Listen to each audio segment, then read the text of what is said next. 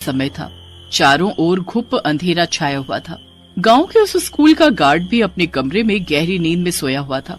गांव का चौकीदार पहरेदारी कर रहा था। जागते रहो, जागते रहो। पहरा देते देते वो स्कूल की तरफ बढ़ा। स्कूल का गार्ड जिस कमरे में सोया हुआ था, अचानक उस कमरे में सरसराहट की आवाज आई। एक भयानक विशाल सांप स्कूल की बाउंड्री से होता हुआ उसके कमरे में घुस रहा था। स्कूल का गार्ड, जिसका नाम चेतन मांझी था, वो इस बात से बेखबर खर्राटे मार रहा था। कुछ देर बाद वो सांप उसके बिस्तर पर चढ़ गया और जोर जोर से फुफकारने लगा। फुफकारने की आवाज इतनी भयानक थी कि चेतन मांझी की नींद खुल गई। जैसे ही उसकी नींद खुली और उसने अपने सामने एक विशालकाय सांप को देखा तो सांप, इतना बड़ा सांप! अरे बाप रे, हम तो गए। आनन फानन में वो किसी तरह अपनी जान बचाकर भागा, लेकिन वो सांप उसके पीछे ही पड़ गया और उसकी ओर तेजी से रेंगते हुए बढ़ने लगा। चेतन मांझी सांप सांप चिल्लाता हुआ स्कूल से बाहर की ओर आया। बाहर पहरेदार पहरा दे रहा था। सांप, सांप, बहुत बड़ा विशालकाय सांप स्कूल में घुस गया, वो हमारे पीछे पड़ा है। अरे चेतन भैया, कहाँ देख लिए सांप? अरे हमारे बिस्तर पर बैठकर हमें घूर रहा था, ऐसा लगा कि हमको कच्चा चबा जाएगा। हम किसी तरह अपनी जान बचाकर भागे तो वो हमारे पीछे लपका। पर चेतन भैया, हमको तो कोई सांप नहीं दिख रहा है। तुम जाकर अपनी आंखों का इलाज कराओ। इतना बड़ा सांप हमारे पीछे था कि हम क्या बताएं। हमने अपनी पूरी जिंदगी में वैसा सांप नहीं देखा है। वो सब तो ठीक है, लेकिन सांप है कहाँ? दोनों ने सांप की बहुत तलाश की, लेकिन सांप नहीं दिखा। हमको तो लगता है कि कहीं बिल में छिप गया है। हमको बहुत डर लग रहा है। अरे काहे डर रहे हैं हम, है ना? और हमारे पास ही मोटा डंडा भी है। जैसे ही सांप दिखा तो उसके मुंडी तोड़ देंगे। लेकिन रात से सुबह होने को आई, कोई सांप उन्हें नहीं दिखा। लेकिन एक बात और हुई उस दिन के बाद स्कूल के गार्ड और चौकीदार को भी लोगों ने नहीं देखा। कुछ दिनों के बाद की बात है। स्कूल के गेम का पीरियड था। सारे बच्चे खेलने में मस्त थे। कुछ फुटबॉल खेल रहे थे तो कुछ क्रिकेट। कुछ बच्चे इधर उधर भाग दौड़ कर रहे थे। तभी श्याम ने फुटबॉल को इतनी जोर से मारा कि फुटबॉल स्कूल की दूसरी ओर, जहाँ पर जंगल था, वहाँ चली गई।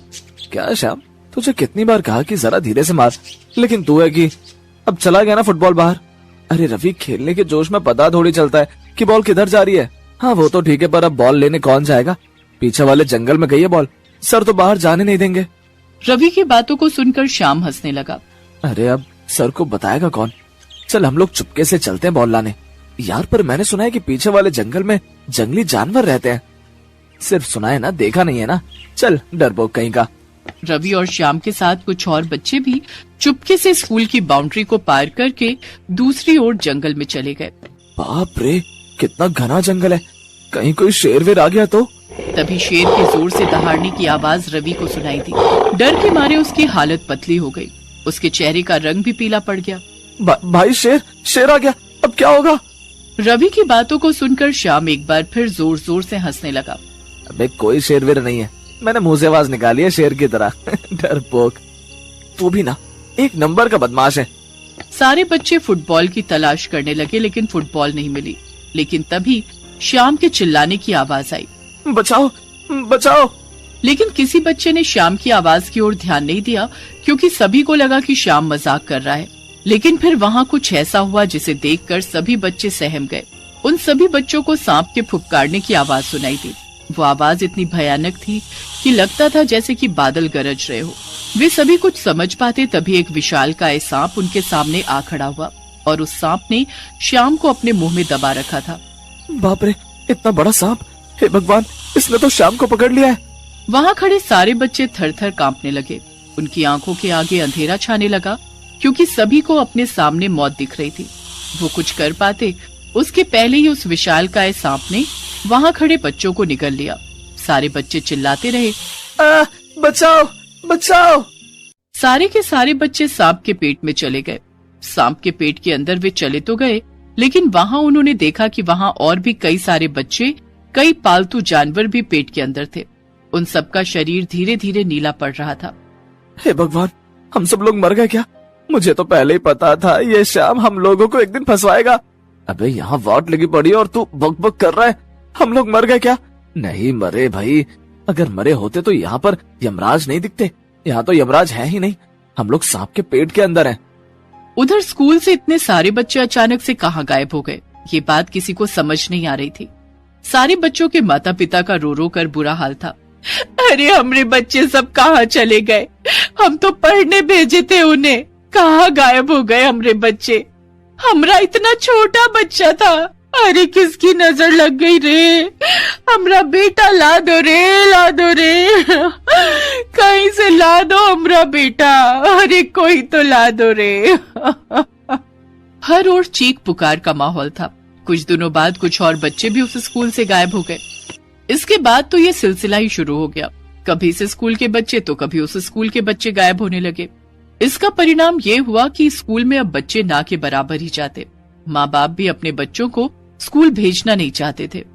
अरे भैया हमारे बच्चे सही सलामत रहें, बस यही काफी है, हमें नहीं भेजना उन्हें स्कूल। 1 महीने के बाद की बात है। वो विशालकाय सांप सुबह के समय एक स्कूल में तब प्रवेश कर गया जब स्कूल के बच्चों की छुट्टी होने वाली थी।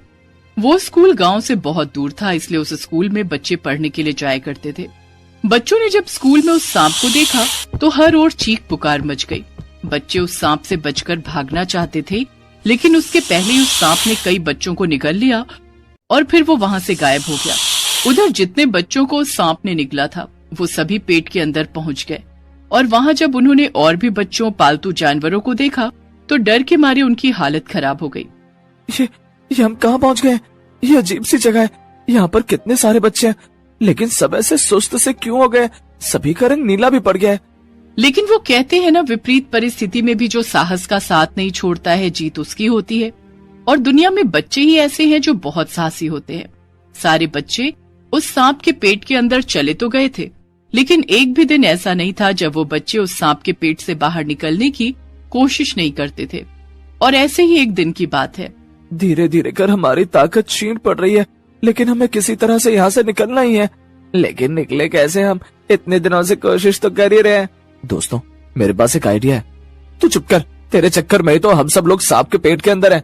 चुप कर, ये जो इतने सारे बच्चे हैं वो भी मेरे चक्कर में यहाँ है क्या? सुनो, हम लोग एक काम करते हैं, क्यों ना हम सब मिलकर इस सांप के पेट में लात मारना शुरू कर दें, वो भी जोर जोर की लात। उससे क्या होगा? अगर तुम्हारे पेट में कोई लात मारे तो क्या होगा बोलो? पेट में दर्द होगा, बस यही करना है हमें। उसके बाद वे सारे बच्चे पेट के अंदर ही जोर जोर से लात मारने लगे। अब इतने सारे बच्चे एक साथ लात मारते तो क्या होता? सांप का दर्द के मारे बुरा हाल हो गया। वो लटने पलटने लगा और एक समय ऐसा आया कि उसने एक एक कर सारे बच्चों को उगलना शुरू कर दिया। देखा, मेरी तरकीब काम आ गई ना। एक एक करके सारे बच्चे जब बाहर आ गए तो दोस्तों इसने हमें बहुत परेशान किया है, इसीलिए इसे छोड़ना नहीं है, इसे मजा चखाना है। फिर क्या, जितने बच्चे बाहर आए थे उन बच्चों ने पत्थर उठाया और सांप को मारना शुरू कर दिया। मारो, खींच कर मारो, निशाना लगाओ, मारो। कुछ ही देर में सांप पूरी तरह लहूलुहान हो गया और आखिरकार मारा गया। फिर क्या, सारे बच्चे खुशी से चिल्लाने लगे। बच्चों के माता पिता भी अपने बच्चों को जीवित देखकर बहुत खुश हुए।